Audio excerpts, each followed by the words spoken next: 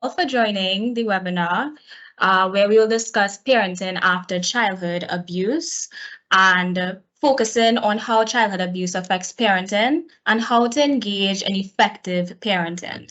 My name is Naomi Francis, and I am an outreach officer at ChildLine, and I am joined by my co-host, Abigail Joseph, a ChildLine counselor, and Janice Reed, an outreach officer at ChildLine, who will be providing chat assistance.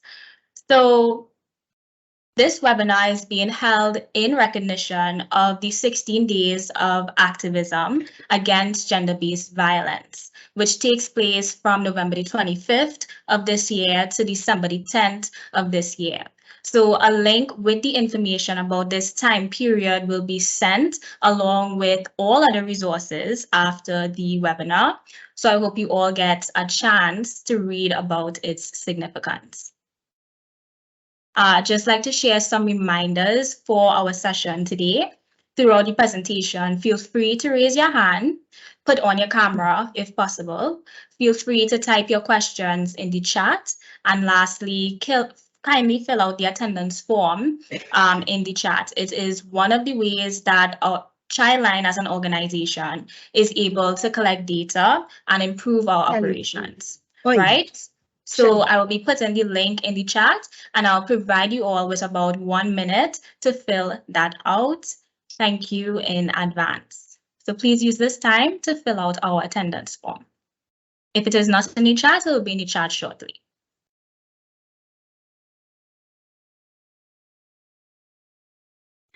Hi, good afternoon. The link is currently in the chat at this time. Anyone that is having issues with the link, can you please confirm?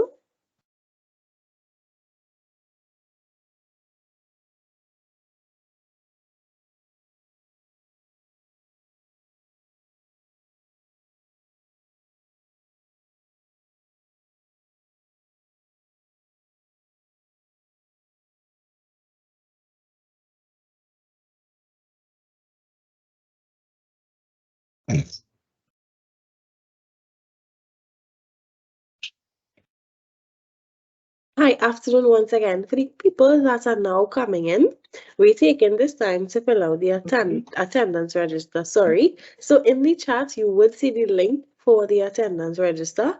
At any time you are having issues with registering, you can please inform us. Thank you.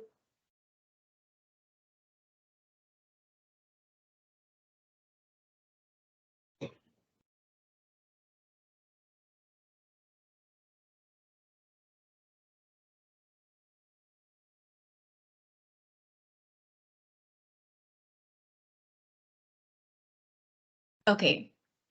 So if you did not get a chance to fill out the attendance form now, I'll be sending a bunch of resources after our webinar, and you'll be able to fill out the attendance form then because the link will be in the email, right? So just requesting once again for you guys to remember to fill out this form. It's really important for operations, right? So just some information about what you'll be learning today. In today's presentation, this webinar, you'll be learning about ChildLine, about trauma and how it manifests, the signs of childhood trauma, how childhood trauma may affect parenting, positive coping and parenting techniques, as well as some social support services for adults in Trinidad and Tobago. So for those who are not aware, ChildLine is a non-profit organization that provides multiple services to vulnerable and at-risk children and youth up to age 25 throughout Trinidad and Tobago. So we provide these child protection services in 3 ways. We have our 24/7 helpline, which also comprises of an 8 a.m. to 8 p.m. live web chat, our free counseling for children and youth aged 18 to 25 years, and our outreach services, where we provide workshops, trainings, and webinars to parents, children, professionals, and members of the public. So to learn more about our services, you can visit childlinett.org or download our My ChildLine app. So the links to these child protection resources will be sent to you after the presentation. So I encourage all parents and guardians here to make their children aware of these resources which have been made with them in mind. So now I'm going to invite Abigail to help us understand a bit more about trauma.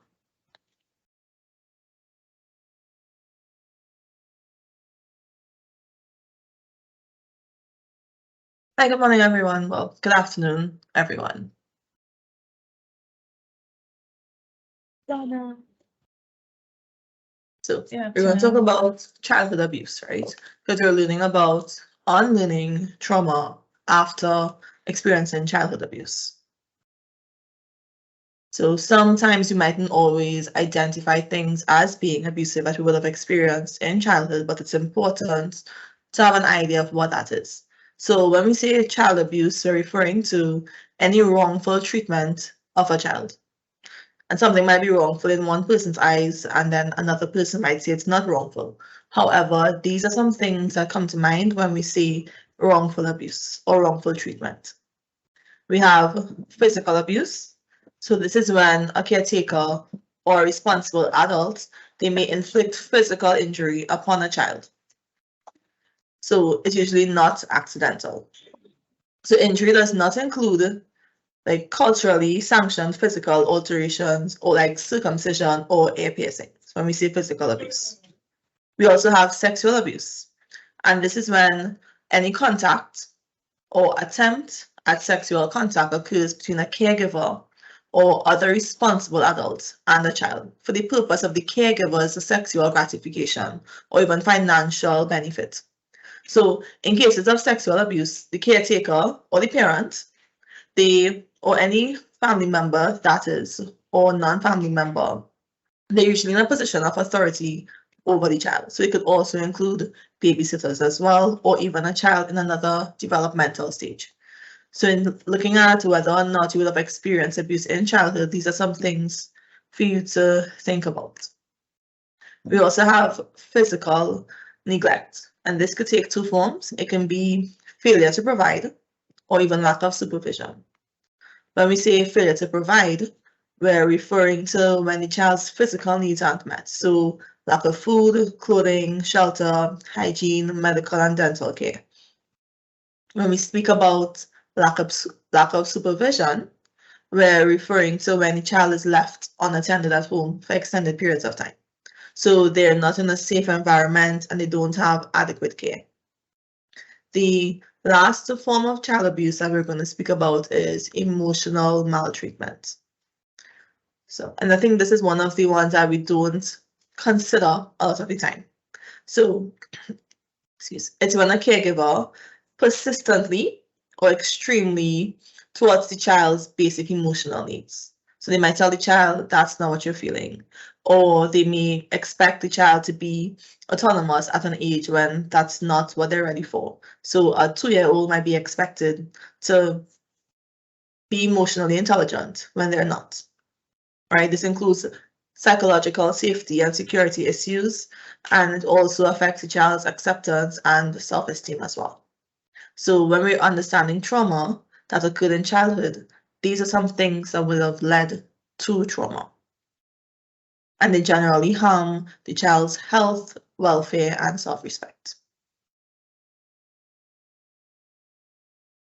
So understanding trauma and how it manifests.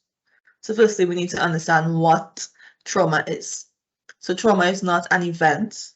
Trauma is an emotional response. So it's usually of extreme psychological stress, and it occurs as a result of living through a distressing event.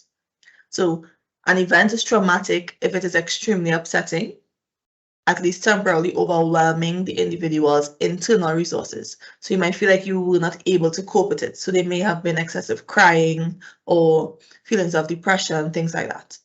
And it also produces lasting psychological symptoms. So no traumatic event is worse than another. You can even experience the same event as somebody else, and to you, it's trauma, or you experience trauma based on the event, and somebody else might not. So it's important not to classify something as traumatic only if you would have experienced it as traumatic. So if something hurts you, It hurts, and your natural reaction, emotional reaction, is valid. The trauma is more about the impact than the cause. So it's not about whether or not you lived through a disaster or whether or not your parents' separation led to the experience of trauma. It's about how you and your body remembered it. So statements like, that's what you're getting on so for, it minimizes someone else's trauma.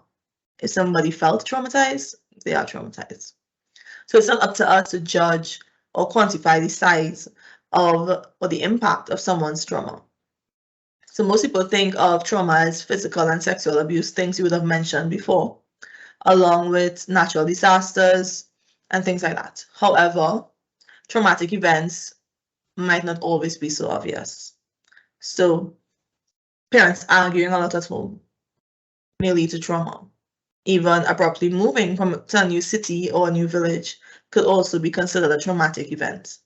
So it might sound less serious, but the reality is drastic change usually leads to experiencing trauma. So ask yourself, when you're thinking about any event you would have gone through, when you're trying to minimize something you would have experienced, did this overwhelm my capacity to cope? If the answer is yes, then you may have experienced a traumatic event. So these are some signs of trauma in childhood. So we're talking about parenting after experiencing childhood trauma. So we're not always aware of what these are. So the signs of traumatic stress may be different in each child. Young children may react differently than older children, who may also react differently than adults. So in preschool children, you might see fear of being separated from their parent or caregiver. They may cry or scream a lot. They may eat poorly or lose weight, and they may have nightmares. Lower primary school children, so that's from about first year to about standard 3, they become anxious or fearful, feel guilt or shame, have a hard time concentrating, have difficulty sleeping. And when we're coming to upper primary school and high school or secondary school children, they may feel depressed or alone. They may develop eating disorders or self-harming behaviors. They may also begin to abuse alcohol or drugs. And they may also become involved in risky sexual behavior. So in talking about how trauma affects parenting next, I want you all to think about whether or not things you would have experienced in childhood would have been traumatic for you, or if you would have experienced something, a traumatic event. Now I'm turning over to Naomi to speak about how trauma affects parenting. So it's all to parents and thoughts, right? All right, thank you, Abigail, for that. So we're going to talk about, as she stated, how trauma affects parenting, right? So recognizing that parenting requires an individual to give of themselves in order to effectively nurture a child can be a scary and difficult process for adult survivors of violence and adults who have gone through any experience that traumatized them. So now we're going to take a look at some of the characteristics that parents who have undergone childhood trauma may have and how that affects their parenting. But I want everyone here to remember that how we deal and cope with our experiences is unique to each of us and is a method that we use to protect ourselves and our sanity, right? So what I'm going to do is that I'm going to use this upcoming section to highlight some of the methods that we use to rightfully protect ourselves.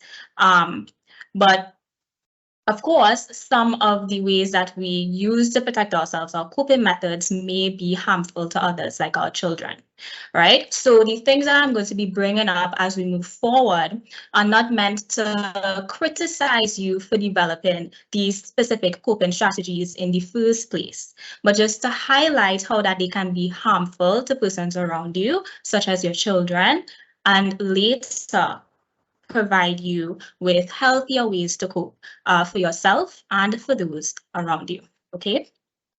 So we're going to look at the first characteristic, which is a lack of emotional regulation.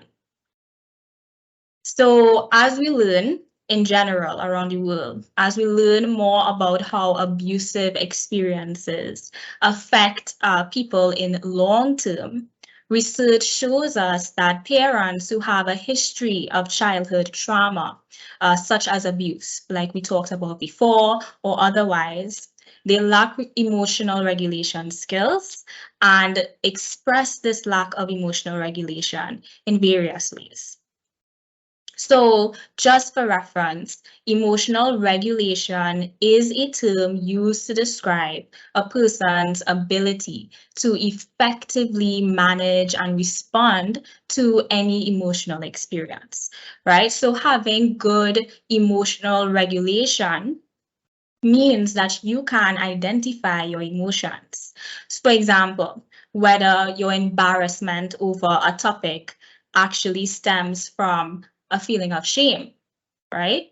Or whether that hesitation that you always have when approaching a particular someone actually stems from a feeling of fear, right? Of rejection, of anything, right? A feeling of fear. So having good emotional regulation skills on top of being able to identify your emotions, it means being able to effectively manage and express your emotions clearly and appropriately. So research has shown us that parents who have a history of childhood trauma, such as abuse, may express their lack of emotional regulation in various ways. So we will look at two ways, right? And that is parents who are controlling, right? And parents who are dismissive, right? Maybe as we move forward, you might find out that you're a mix of both, okay? If any applies to you, of course. All right, so let's look at controlling parents. So we learned that trauma can sometimes feel like a complete loss of control in a stressful situation, right? So as a result, individuals may cope with their feelings of stress by trying to exert control over their environment in order to feel a sense of calm and security. So some behaviors of parents who are highly controlling are ones that may only seek to understand their side of the story whenever having conversations or discussions with their children. So conversations with this parent is typically very one-sided. And while this is not a specific characteristic of persons who have experienced trauma, it is one that has been observed in persons who have had unfavorable childhood experiences, right? So this is one way that past childhood trauma can affect parenting. Another way is that we see that as this parent in particular, the controlling type, as we'll put it for now, we see that when their children get older and they seek independence, parents who have learned to cope by being controlling, they may be extremely combative to this developmental stage in their children, right? And deny their child basic freedoms. So we have the no going out, right? The no boyfriend or girlfriends, and the no extracurricular activities, right? These are just some examples that can help us understand the characteristics or behaviors exhibited by this type of parent. So now we'll move on to the dismissive parents. So remember, I stated that experiencing trauma in early childhood can impact a parent or guardian's ability to effectively provide for their children, whether that be emotionally or physically, right? So dismissive parenting rears its head when parents detach from interactions that require emotional investment, right? So this can cause emotional distancing and emotional unavailability. So they do not express affection for the child physically, nor do they frequently engage with the child in ways that help to build an emotional bond, like sitting down and coloring together, talking, comforting in distressing situations whenever the child expresses that they're feeling distressed, right, or otherwise. right? Parents may also actively avoid emotional conversations, right? They talk in logical and technical terms. So the child may say, I'm acting like this because you don't pay attention to me, right? And the parent may respond, no, you're acting like this because you don't like to listen. So thus the parent never seeks to understand the emotional why of an action, right? So let's take a look at a response a mother gave to show us an example of how a parent can withdraw from a child due to past trauma. So the quote says, the first time I was abused at 5, this is the same age as my son is now. When I remember how bad my abuse got, I became so afraid to punish him. What if my punishment goes too far? I sometimes just give in when he tantrums, or I avoid him altogether when he acts up because I feel afraid when I think of hitting him. So now that we have gone through this section, right, I want to provide you all with positive coping and parenting techniques, right? So before we go through this section, though, I want you guys to think about this quote here. And it says, I can't be changed by what happens to me, but I refuse to be reduced by it. So with this quote and the little excerpt that we saw before, I just want to ask everyone, are there any questions on what was discussed so far? Any concerns? As such, if there are stuff that's written in the chat, I'd just like to ask Janice to relay it to us. And if you guys would like to unmute your mic, well, then we can readily listen. So the floor is all yours. No, I don't have anything in the chat currently. Okay, no problem. So would anyone like to unmute their mic and just if they have any questions or concerns on what was shared so far?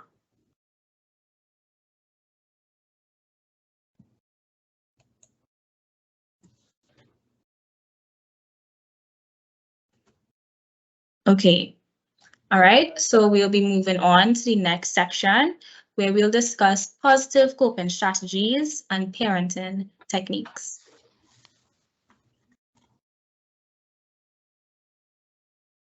So research has given us many factors that contribute to successful parenting, and they can be summarized into these two here, right? So the first one is that parents took the responsibility to address their own mental health concerns, right?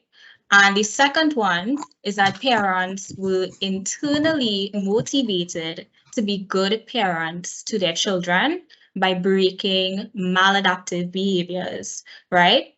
That they witness from their own parents. Maladaptive being unhealthy, maladaptive being unhealthy, maladaptive being unhealthy, maladaptive being unhealthy, maladaptive being unhealthy, maladaptive being unhealthy, maladaptive being unhealthy, maladaptive being unhealthy, maladaptive being unhealthy, maladaptive being unhealthy, maladaptive being unhealthy, maladaptive being unhealthy, maladaptive being unhealthy, maladaptive being unhealthy, maladaptive being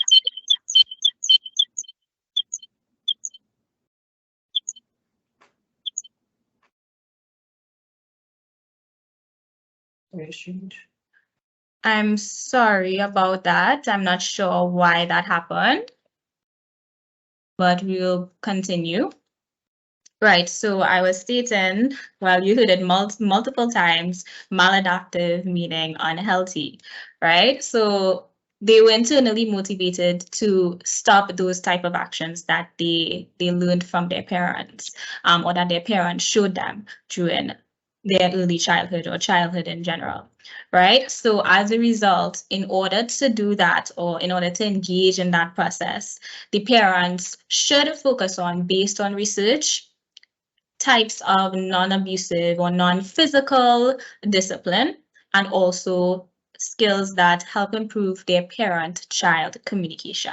So be looking at all of these things, right? So addressing your mental health concerns. So we can all recognize that some of the coping strategies that people use are less healthy than others, right? Drinking alcohol whenever you're feeling stressed versus going out and running whenever you're feeling stressed, right? These are two coping strategies. One can be labeled as healthier than the other, right? So finding a way to cope and deal with our not so nice experiences is a normal reaction that we have, right? When we experience those type of events, right? But what we want for you and the people around you is for you to learn healthy ways of responding to situations that trigger any of your unhealthy habits. So when addressing your mental health concerns, we advise you to understand your triggers and train yourself to re-establish control over your actions when you become unbalanced or in a state of heightened, you feel very emotionally overwhelmed, right? So train yourself to re-establish control over your actions. And this type of, this method can be called state shifting, right? And it's one of the practical activities that I want you guys to leave this webinar with.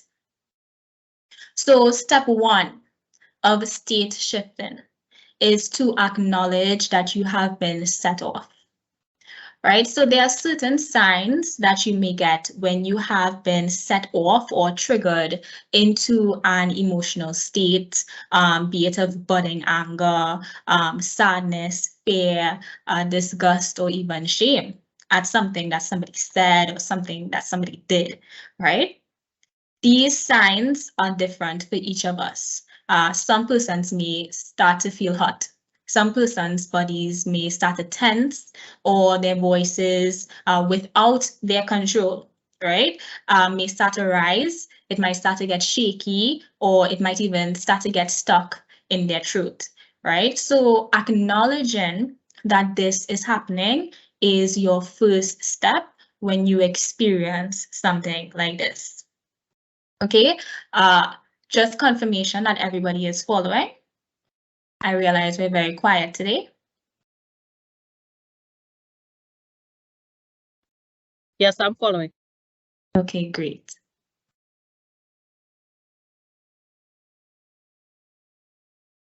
So step two is to take space appropriately. So the key to state shifting is to remember to not act when you have been triggered, right? So you must take space in an appropriate manner. So here's an example. The child may state, you may state this. You may state the child's name and you will say, I'm not feeling the best right now. My thoughts aren't that clear right now, right? Can you give me a minute? And then around any specific time frame or after any specific event that's going on that day, be it lunch, after you finish cleaning or whatever, you would then say, can we work this problem out after that time frame? Okay. So the third step is to shift your state, and that once you're no longer actively provoked by what set you off, your be it your response, as in shaky voice, body temperature rising, etc., your emotion, will start to subside, right? And when this has happened, you could try to employ your coping techniques. So I have a word cloud that I would like to open for you guys. And in this word cloud, I am asking you, what are some ways that you calm down when you feel emotionally overwhelmed or stressed? So I'm going to remove the slideshow for now, and I'm going to go in the chat and I'm going to open up this word cloud.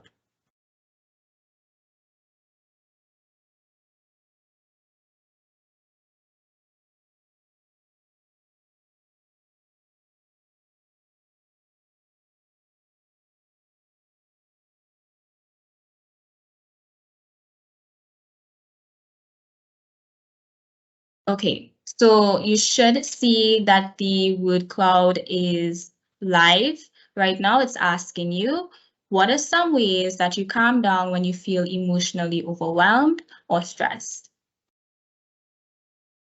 The responses are completely anonymous, by the way, both to us as presenters and also to the attendees in this webinar. All right, so I'm seeing some persons are saying they scream, they run, they practice deep breathing, right? I guess I see quiet. They probably go somewhere quiet, breathing and yoga. All right, I'm seeing some really good responses, right? Bible scriptures.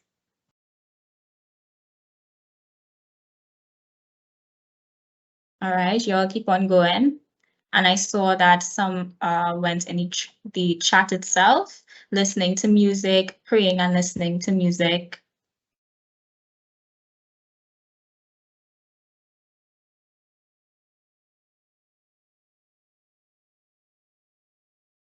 All right, great. Clips on YouTube. All right. So just to answer Miss Mitchell's question, she asked, hi, will the recording be shared on your website for us to look over?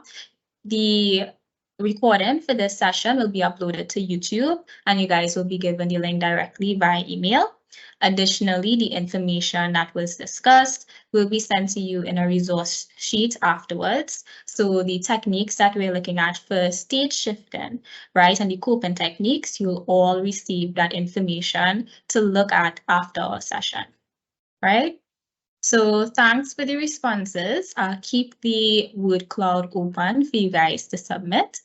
Let's continue with the presentation.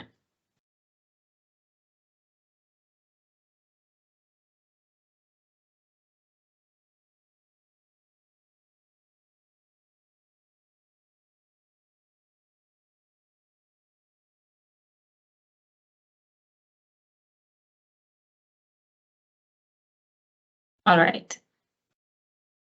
So just in the event that the coping techniques that you guys, you didn't mention any of these, I placed them here on the PowerPoint for you guys to see. So a lot of you put in exercise, which is great. Engaging in exercise and stuff like that is a great way to refocus your mind. Engaging in breathing and meditation techniques is also very important, right? Changing your environment, which is actually one of the first steps of stage shifting in order to remove yourself from the source of the stress, right? Remove yourself from that source of the stress plays an important role in making sure that you don't act in a way that you may later regret, since when you are feeling heightened emotions, usually don't think clearly. Right. So one of the benefits of changing your environment is, one, you don't act or in a way that you would later regret or is possibly irrational. And additionally, it helps you to not be at risk of being overwhelmed again, right? So changing your environment is also very important. I believe I did not see anything about journaling, right? But writing or journaling your emotions is very stress relieving. It does not need to make sense. It doesn't necessarily need to have any structure to it, right? Just writing out your experience, writing out your emotion at that point in time is very therapeutic, right? So journaling could also be an option. So let's move on to the fourth part of state shifting, right? So we just went over 3, which was to shift your state, employ your coping techniques at this point in time. And now we'll be moving on to dealing with the situation. Now, moving away from your source of the stress and employing your coping techniques is not the end of the situation. Now that you have calmed down and you have regained your sense of control, you are now able to act, not simply react, right? So look back at the original situation that triggered your emotion, your state of being emotionally overwhelmed, right? And try to understand, is there something that needs to be done? Is there a conversation that needs to be had or not, right? This is an important question that you need to ask yourself, because sometimes we are set off by events that doesn't need anything like any further intervention besides the fact that we just need to calm down, right? But if we do choose to act, right, we can assess the situation. You can be clear on your goals. What do you want out of the particular conversation that you're going to have? And what is the best way to go about achieving that goal, right? You may not always be successful in achieving what you wanted, but your chances of achieving them would be much higher in a clearer headspace. So an example of how this could play out, right? Say you were having a conversation with your child, right? And they said something that really got you, let's say, upset, right? They got you upset. You're feeling a sense of anger. You do not want to continue that conversation, right? When you're going to be saying things that probably are not related to the conversation in the first place, because you're so overwhelmed, right? You're going to do step one and you're going to move away from the situation. You're going to tell them, hey, I'm not feeling the best right now. Can we have this conversation after I finish this work that I was probably doing, right? This food I was probably cooking, this chair that I was probably cleaning for Christmas time, Can we have this conversation afterwards? Yes. Okay. You take your time to calm down, you employ your coping techniques, and you come back and you think about the best way to respond to that child.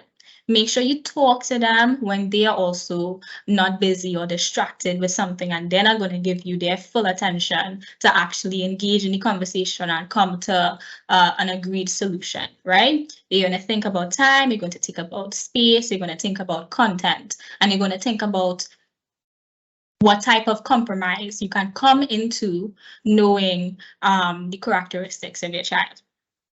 Okay, so these are the best ways that you could deal with the situation after something emotionally overwhelming has occurred. Okay, I hope everyone is following. And if not, of course, you could bring that to my attention, and I'll be happy to listen. So if there are no questions, I'm going to move on to part 2 of this positive parenting and coping techniques, which is the internal motivation to engage in positive parenting, right? So parents should develop skills that focus on, and I have here, non-abusive discipline. We could also just place that as non-physical discipline as well, right? Specifically because physical punishment can easily lead to abuse, right? We hit a child when we're angry, and because we're so overwhelmed with anger, we do not recognize how harmful our act could become. So we try to tell persons that you should not engage in physical punishments because it can easily slip into an abusive situation, right? Or extreme harm to your child. Okay, so some ways that you can avoid doing that, some alternatives, right, is to take away a privilege for misbehaving or adding extra household tasks, right? This is just simply doing things that the child would not like, and you need to be aware of the child and what they like and what they consider a reward and what they consider a punishment. Sometimes sending your child into a room with the child, and the child is a bookworm, and you send them into the room for them to be alone, and they're just going to sit down there and they're going to read books and they're going to have the time of their life, right? We need to understand what is a reward, what is a punishment, and we need to apply it. We need to apply it properly, okay? So take away privileges, understand what is the privilege and take it away for misbehaving. Ensure that they understand that the reason why it's being taken away and what are the conditions for getting that back, right? Or adding some sort of household task, especially around this Christmas time, right? It's the best time to apply this if you want to look into some alternative forms of discipline, right? So we have also, and this is a great thing to do for little children, setting up a system so your child can earn privileges. Now, this is more of a deterrent than something that you do when they have done something wrong already. So before they can even commit an act that you don't like, right? You know already you don't like it when they leave their room messy. So you make sure that when they do tidy their room, they have a sort of privilege, right? They have extra time on their tablet. They have more time in the afternoon to watch a movie, right? I know it's break time now, but okay. So your child can earn privileges when they do the right thing. And this is a great way to deter them from doing the wrong thing because they associate positivity with doing the right thing, right? And then being consistent. Many times we tell children that this is going to be taken away and this is the condition for getting it back. And we uphold the taking it away, but we do not uphold the condition for getting it back. We slip and we give it back to them regardless of if any change was seen or not, right? This is something that you should address. Try to think about it so that when you say something, you're consistent, they know that this is going to be the consequence of my action, right? Because most of the times, knowing that the privilege is going to be taken away is a good deterrent for any sort of misbehaving, right? So when looking at discipline and stuff like that, I want you guys to consider these alternative forms of discipline. Are there any questions or further commentary on alternative forms of discipline? Anything that has worked for anyone, if you would like to share?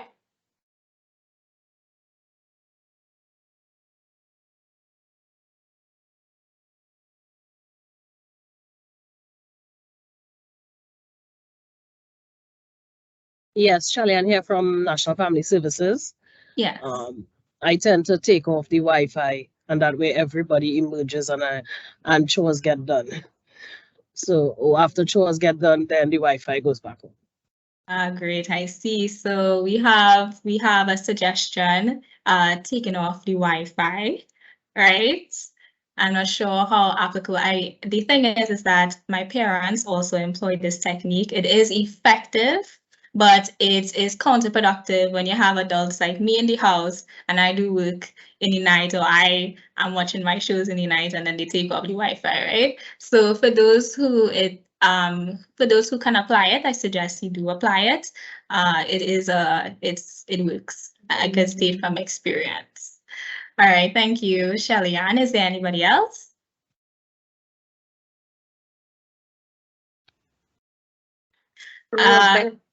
Yes, Miss Rebecca. Rebecca Becker said they would consider that cruel and unusual punishment. Lol. Cruel and unusual punishment. Well, and that means it was definitely a privilege, and you figured out what was the reward and what was the punishment, since it is so much of a punishment, right? So good job to Michelle Yan and any other parent who used that route. All right, so are there any other suggestions? This is a webinar filled with a lot of parents and guardians, right? There are these little tips that I have here, but I'm sure that there's much more. So I'll just give a few more seconds to ask again if there are any, and then we could move on. Hi. I Yes. know for me, well, I'm a guardian somewhat, a part-time guardian. I don't like to use the word part-time, but the person doesn't live with me all the time. But I know for me, my my punishment that is gold is PlayStation privileges, and everything attached to the PlayStation is PSN cards, games, time, everything attached to that is like everything will get done in flash minutes. Right. Right. That's the Xbox. Any sort of game and console that you guys may have. Yes. Yes. And a lot of persons, they're very confused. They wonder, or they wonder if we're being serious when we say children will listen if I don't hit them. It hit them. It's very skeptical. But for parents here who have young children, I suggest that you follow through with these alternative forms of discipline. What I'm going to do is I'm also going to provide you guys with extensive resources with a bit more details that we can cover within our time period about abuse, about alternative forms of discipline, and how you can engage in it from when the child is very young, right? And it's filled with a lot of deterrence and preventing, right, misbehavior, right? And also addressing what to do when misbehavior occurs, right? What we need to focus on as a group, as people, is also action when things have happened, as well as prevention, right? Prevention is really important, and it's something that we need to consider, right? And we need to employ, and that's a big part of alternative forms of discipline. Okay, so is there anyone else who would like to share before I move on?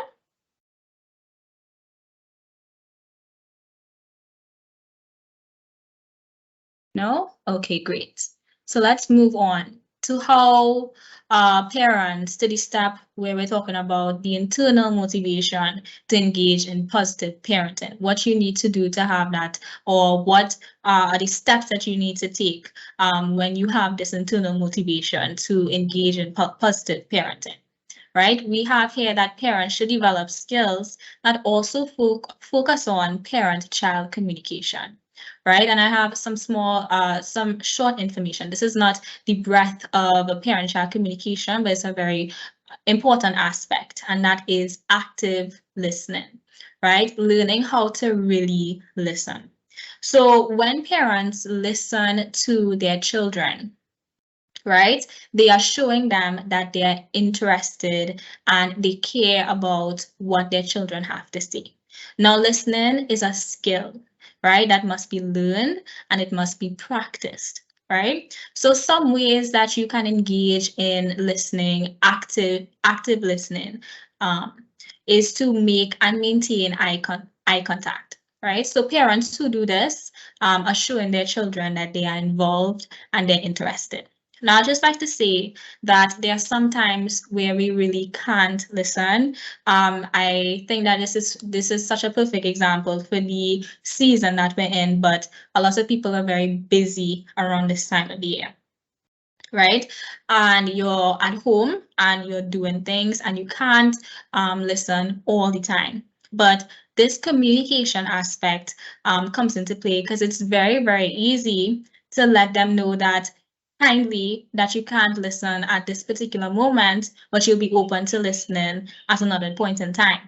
The second part is very important, and following through with it is also very important, right? So in engaging in trying to improve your parent-child communication skills, learning to listen, learning to take time, for a time in a day where you guys could actually talk to each other, and whatever they were interested in telling you before that they never got the chance to say throughout the day is really important, right? You guys could do this before bed. You guys could do this when you take time to play games, right? Board games, any sort of games, but making time to talk to your child, if it's not throughout the entire day, but at a specific point in the day is really important, because we don't always have time to actively listen, but we can make time where active listening can happen, right?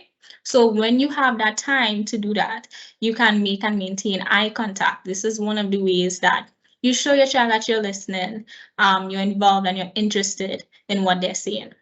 All right. You try to keep interruptions to a minimum, right? When they're speaking to you, right? Don't cut in all the time, especially if it's an important discussion you're having about what privilege they would like, if they would like to go somewhere, if they would like to go out with someone, sorry, right?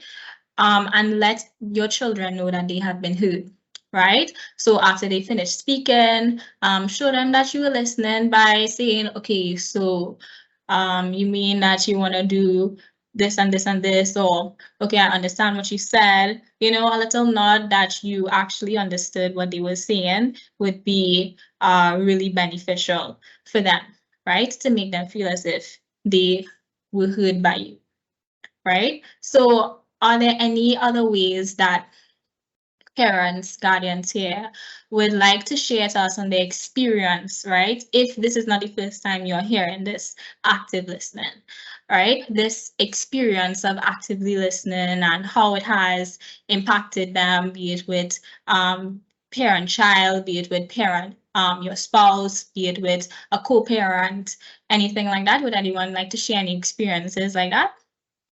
How active listening has impacted the way that they speak to persons and communicate with persons, and how their relationship has changed.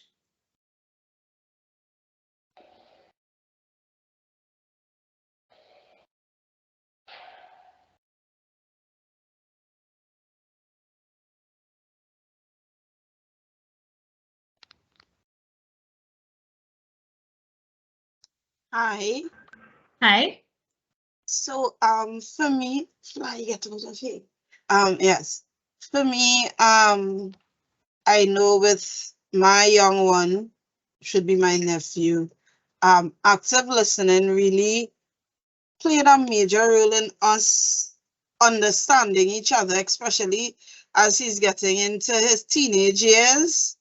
I would always just sit and listen with the challenges, with the various challenges of him being a young man, and even just traversing daily, whether it's female interactions or interactions with his peers or anything like that.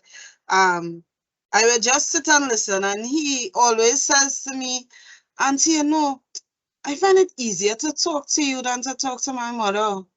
I'll be like, well, you should try harder, you know. Maybe she doesn't really get it yet, but don't give up, you know. And I always find that to the point where sometimes he will tell me things that he would not speak to with anybody else. And he always says that because you really just listen, you don't tell me what you think I should do, or do this and then, or, you know, that kind of strong fist that we were raised with. Well, a lot of us were raised with this, do as I say, not as I do kind of fist. Yeah. So I really could say that this really does work. Definitely. Definitely.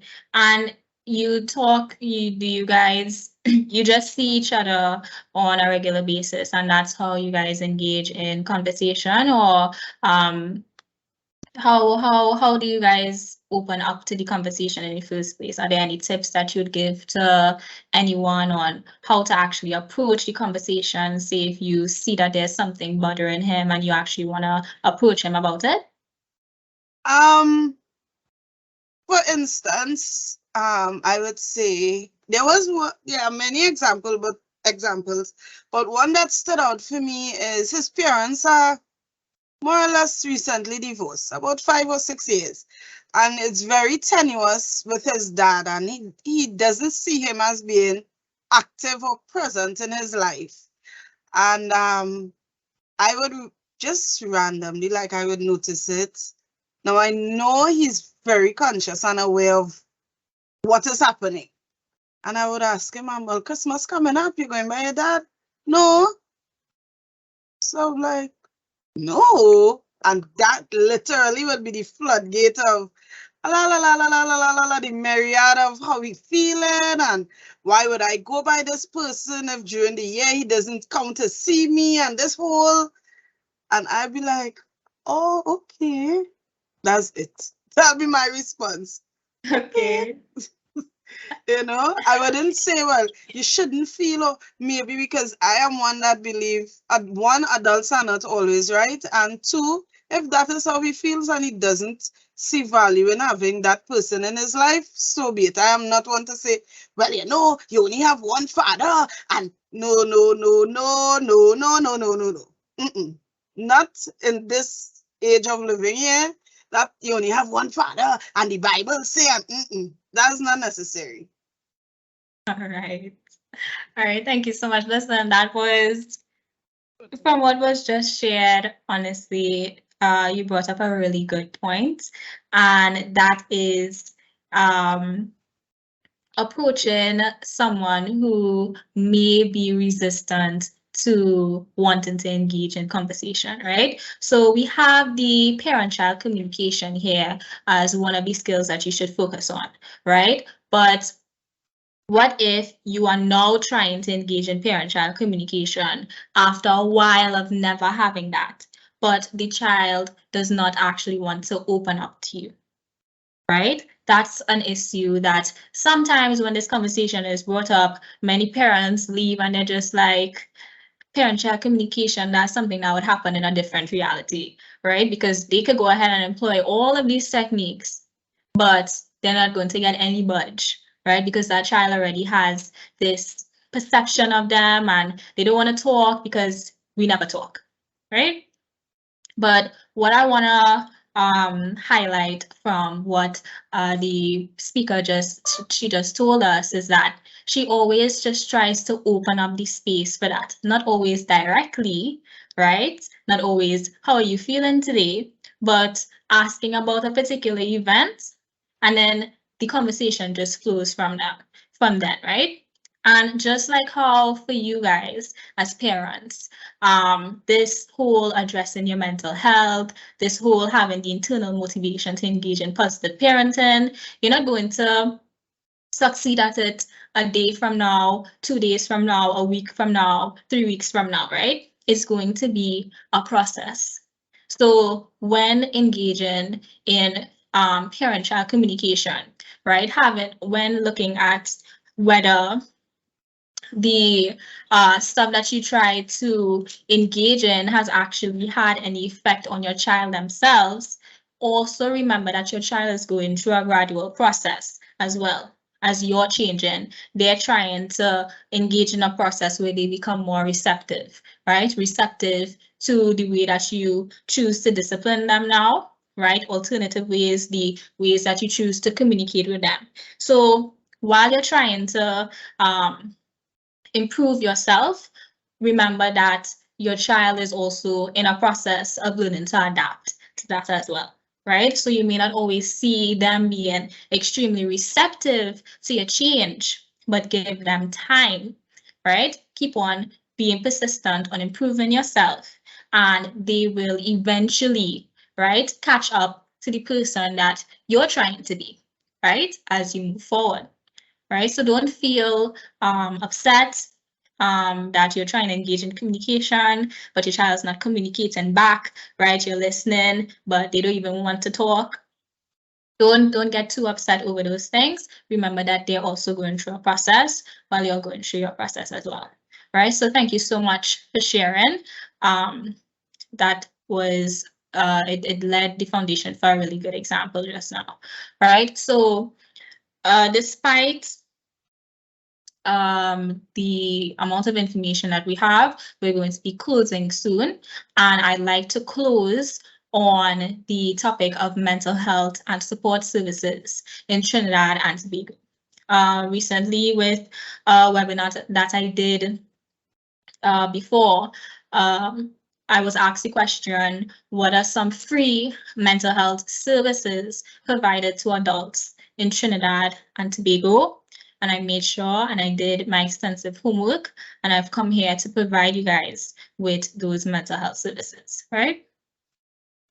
And this is extremely important because counseling, right, and psychosocial support is a very big part of addressing your mental health concerns, right? So here's a list of places where you can access free counseling and mental health support as adults. I know that we have some representatives, if you like to be labeled as such, but we do have some persons who are within these organizations here in the webinar today.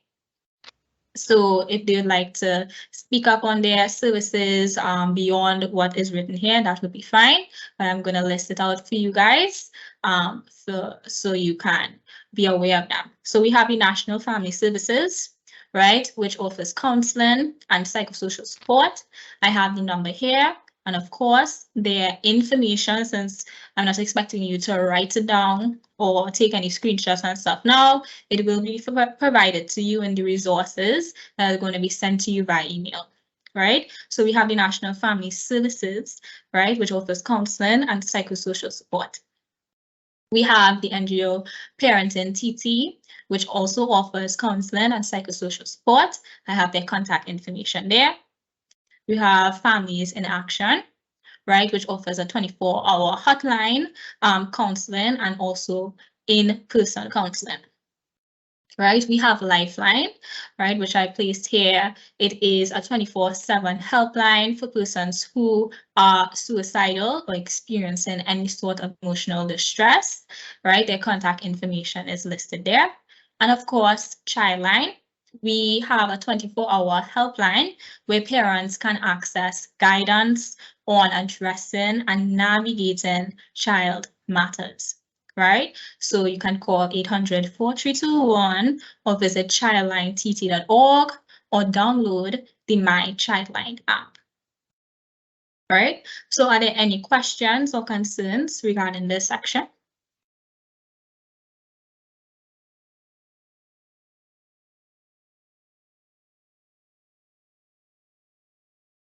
Okay, great.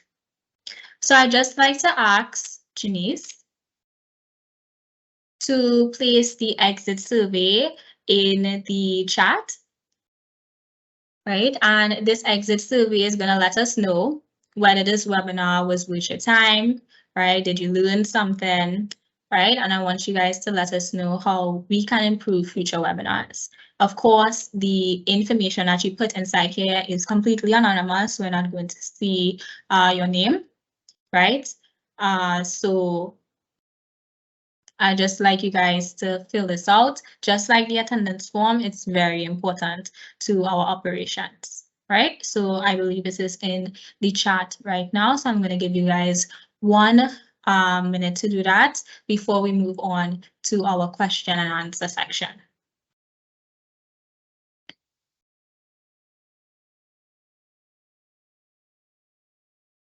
Once again, if anyone is having issues, you all can indicate. I am also going to send the attendance register for the persons who would have come in late.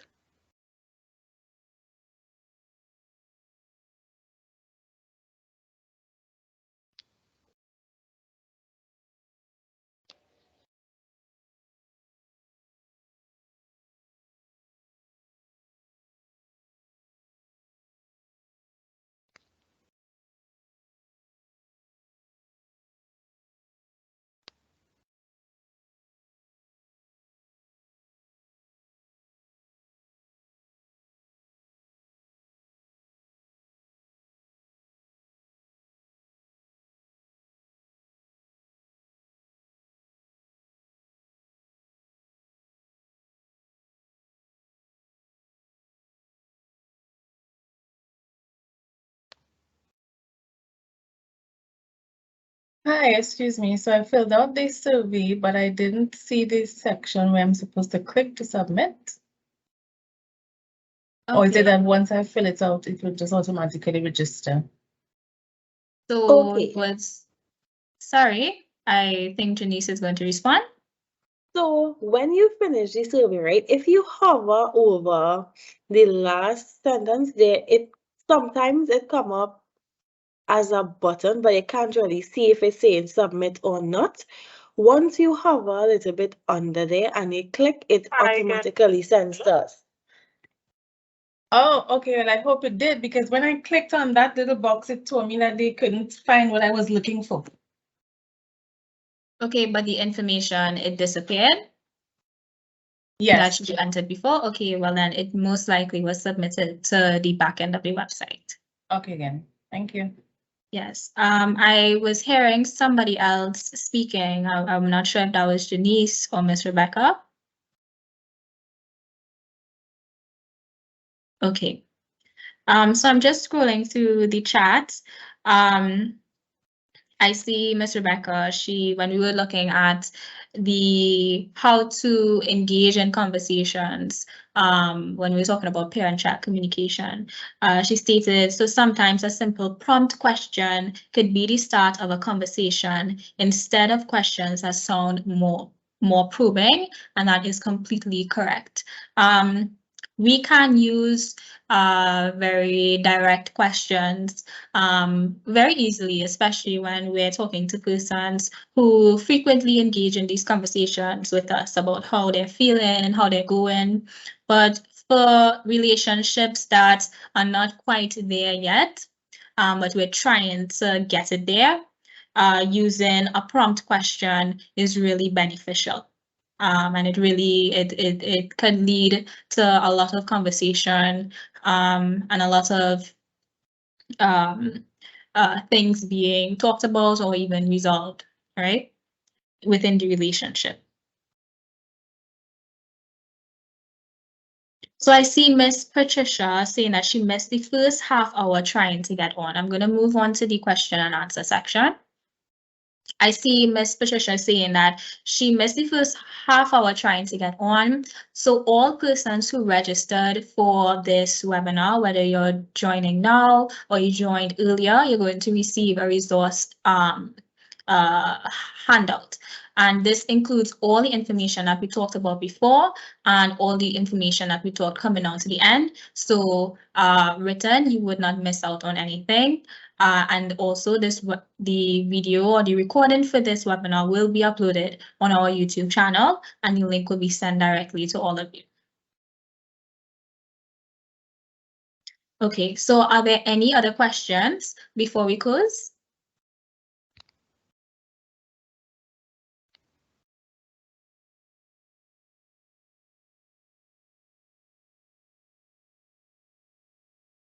Okay, great. So I hope that you guys learned a lot through this webinar. Of course, the resources will be sent to you within the next hour, right? And I look forward to seeing each and every one of you in our future webinars that we'll be hosting on topics that are pertinent to the times that we are in, right? So thank you so much for joining. I hope that you guys learned a lot, and I will see you next time.